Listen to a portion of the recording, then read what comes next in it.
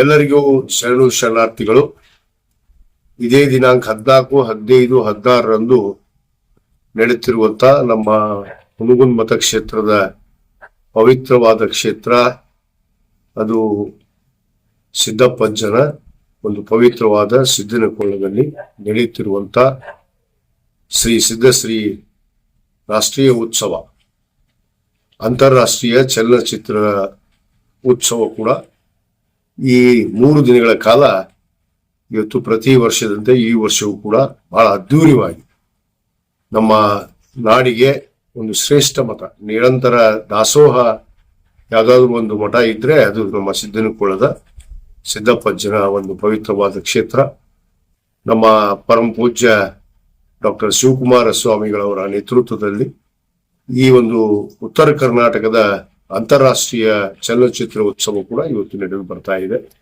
ಈ ಒಂದು ಕಾರ್ಯಕ್ರಮದಲ್ಲಿ ನಮ್ಮ ರಾಜ್ಯದ ಹೆಸರಾಂತ ನಟಿ ಇವತ್ತು ಶ್ರೀಮತಿ ಭಾರತಿ ವಿಷ್ಣುವರ್ಧನ್ ಅವರು ಕೂಡ ಈ ಕಾರ್ಯಕ್ರಮದಲ್ಲಿ ಒಂದು ಏನು ಅಂತಾರಾಷ್ಟ್ರೀಯ ಚಲನಚಿತ್ರ ಉತ್ಸವದ ಶ್ರೀ ಸಿದ್ದಶ್ರೀ ಪ್ರಶಸ್ತಿಗೆ ಪುರಸ್ಕೃತರಾಗಿದ್ದಾರೆ.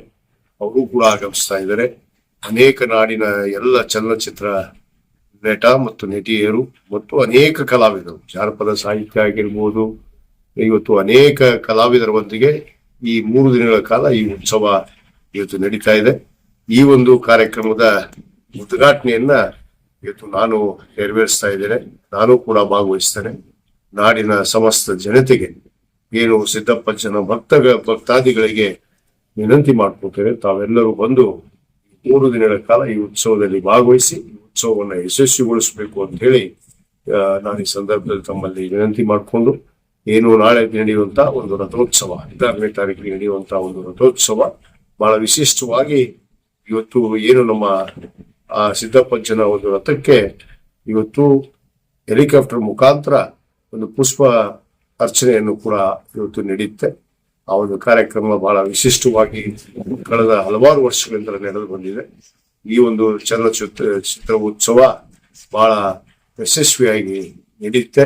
ಅದಕ್ಕೆ ನಾನು ಎಲ್ಲರಿಗೂ ಕೂಡ ವಿನಂತಿ ಮಾಡ್ಕೊತೇನೆ, ತಾವೆಲ್ಲರೂ ಬಂದು ಭಾಗವಹಿಸಿ ಆ ಸಿದ್ದಪ್ಪಜ್ಜನ ಒಂದು ಆಶೀರ್ವಾದವನ್ನು ಪಡೆದು ತಾವು ನಾಡನ್ನ ಒಂದು ಸಮೃದ್ಧಿ ನಾಡನ್ನ ಒಂದು ಜಾತ್ಯಾತೀತ ತಳಹಾದ ಮೇಲೆ ಇಡದಂತ ಈ ಒಂದು ಪವಿತ್ರವಾದ ಮಠದ ಘನತೆ ಕೀರ್ತಿಯನ್ನ ಹೆಚ್ಚುವಂತ ನಿಟ್ಟಿನಲ್ಲಿ ನೀವು ಕೂಡಿ ಭಾಗವಹಿಸಿ ಈ ಉತ್ಸವವನ್ನ ಯಶಸ್ವಿಗೊಳಿಸೋಣ.